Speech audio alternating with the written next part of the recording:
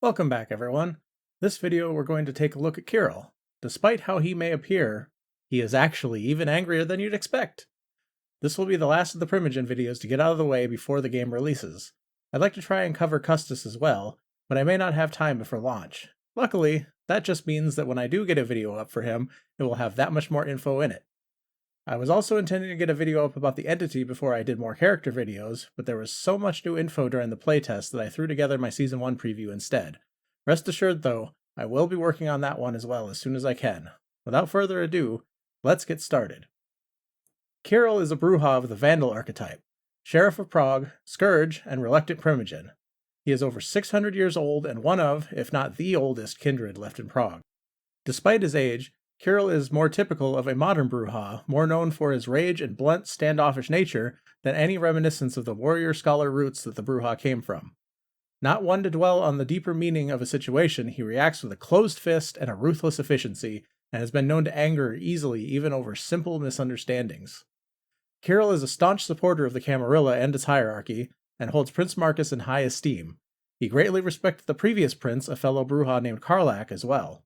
Though some find it strange to see a Brujah among the Camarilla in these nights, Kirill is ferociously anti-anarch, and believes the Brujah who left the Camarilla are weak-minded cowards. Though he firmly stands by the sect, he clarifies that this does not mean he will curtsy and grovel like the rest of the ring-kissers, saying that favor must be earned and not begged. His anger towards the anarchs is likely fueled all the more by the fact that his child, Sasha Esser, was one of the defectors, and holds a prominent place in their ranks.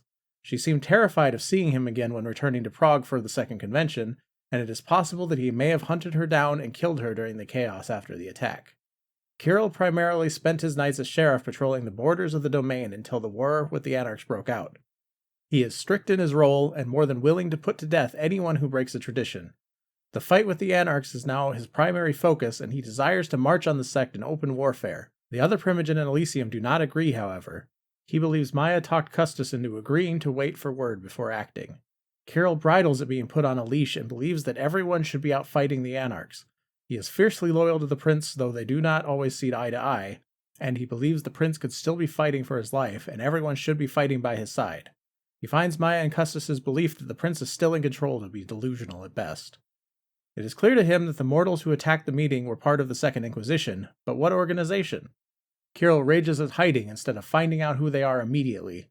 He believes they need to be on the offensive as quickly as possible before the enemies arrayed against them are knocking on their door, saying, quote, "We should be the ones who knock." Kirill believes it will be in the Camarilla's best interest to destroy the anarchs before the SI can get a hold of them. He is sure they will talk if captured and put everyone in greater danger than they are already in. Kirill has a fondness for weapons and is experienced in the ways of war, having routinely traveled in the past to fight in multiple wars throughout history. He often divulges stories from his past relating to various armaments he enjoys using. He especially has a fondness for conflicts where he can go bird hunting with a minigun, the birds in this case being helicopters. He also carries an SMG that he calls Piranha and tells a story of a birthday party he had been invited to in Kiev a few years ago. Though he did not like the guy, Kirill attended and brought his SMG with him. During the party, the man fed off a partygoer who was on heavy drugs, and Kirill unintentionally offended the man, causing him to command his ghouls to attack. Kirill made use of the weapon to stop them, not wanting to dirty his new shirt. He left the man with no ghouls and exited the party, deciding it was not for him. He also expounds on the importance of training with more common weapons, saying that when he gets into a situation where he doesn't have a readily available weapon, he likes to make use of a fire axe, which can often be found easily. He tells a tale about a time when he was chasing his prey and could not locate a fire axe during his hunt. To rectify this unfortunate situation, he started a building on fire and waited for the fire truck to show up while forcing his target to circle the block. Once the truck showed up, he forced his prey into the burning building before finishing them off and leaving the axe with the body for the fire to take care of. Marcus, a Primogen at the time, was upset afterwards as he claimed the building was important, though Kirill did not care. Kirill felt Marcus did not hold it against him as he kept Kirill as sheriff upon his claiming of Praxis. Kirill also has strong opinions of his fellow kindred in the city. He is upset with Maya for claiming the Hall of Amenity, as he considers it Brujah territory due to the former Prince Karlak's preference for that area of the Elysium, and dislikes her scheming and manipulative ways. He also bears no love for Omnis, whom he disagrees with on most things and intentionally misgenders, referring to them as he. Omnis is all logic and methodology to Kirill's blunt action and driven nature. though Kirill admits they do have useful information and sees their value despite his feelings on them. Kirill also speaks of the Tremere Quilla briefly, whom he has some admiration for because of her brutality and efficiency with a pair of scourge blades. However, Kirill does not trust her at all and feels that she has not yet returned to the Elysium because, quote, that witch is busy scheming. Kirill's life is a little easier to trace than some of the other kindred present in Elysium due to his boastful nature and weapon-based anecdotes. We can piece together several key facts about him, though most of it comes from his long life as a kindred with little information on his mortal life. What we do know of his life before the Embrace is that Kirill was born in the late 14th century in Prague and was a Bohemian warrior. We know nothing of his Embrace, but he is Camarilla through and through and was present for the Convention of Thorns in October 1493 and thought it was important to keep the Anarchs in check. Kirill traveled much in his unlife, regularly attracted to various wars throughout the world, wanting to take part in the fighting. He often traveled with a group of like-minded kindred who he referred to as his lions. This seems to be how he spent much of his time until the early 1900s. The onset of the Great War was an enticing prospect for ones who so loved to fight. Unfortunately, the war to end all wars saw the loss of most of his lions, and he became disillusioned with his travels after losing so many friends during the fights during the war and during the October Revolution in 1917. It was then that he returned to Prague and took up the role of Scourge under Prince Joseph Zvi, who he believed was not very happy about his return and gave him the position purely because Kirill was going to perform those duties whether he was told to or not.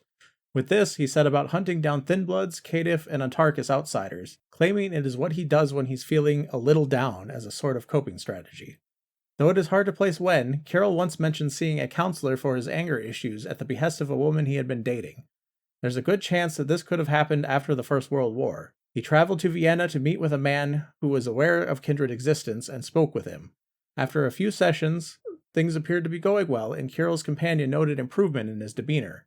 It was not to last, however, as the questions turned to subjects Kirill did not wish to discuss.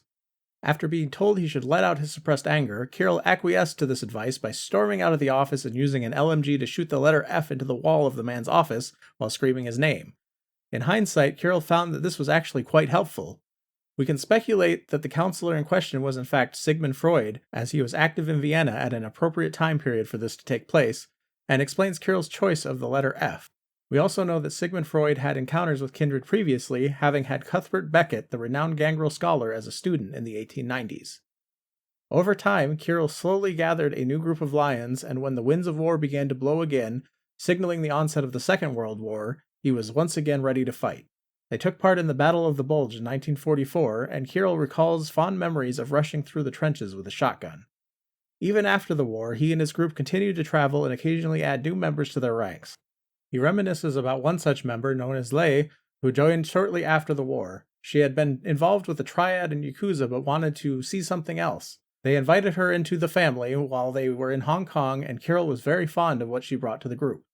Ultimately, her newfound abilities proved to be too much for her to handle, and that, coupled with a penchant to only feed on people who had chased the dragon, became unstable.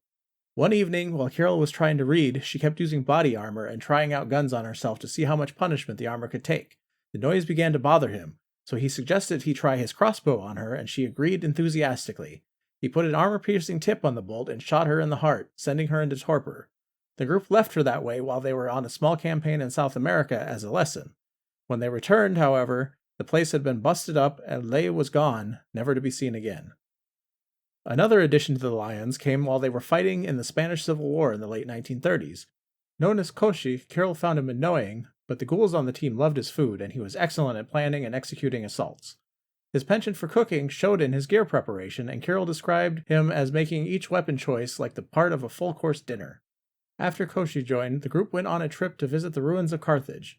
While in Tunis, Kirill discovered what he now considers his signature weapon, the double-barrel shotgun.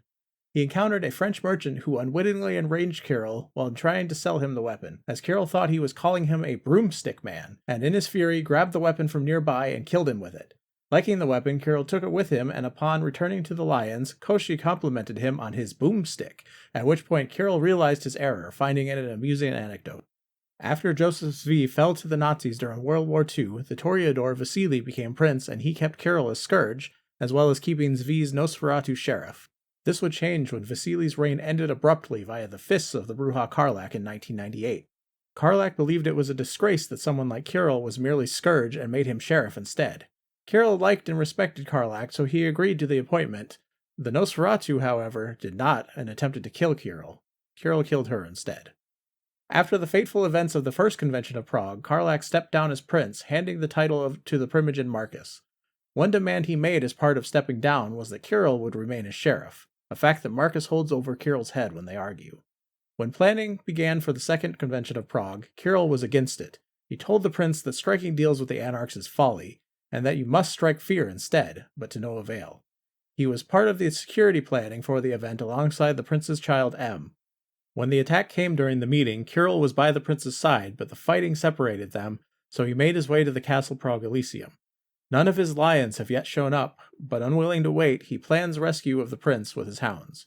He believes this fight is the most dire thing to have ever happened in the city, and he will not rest until he eradicates the anarchs completely.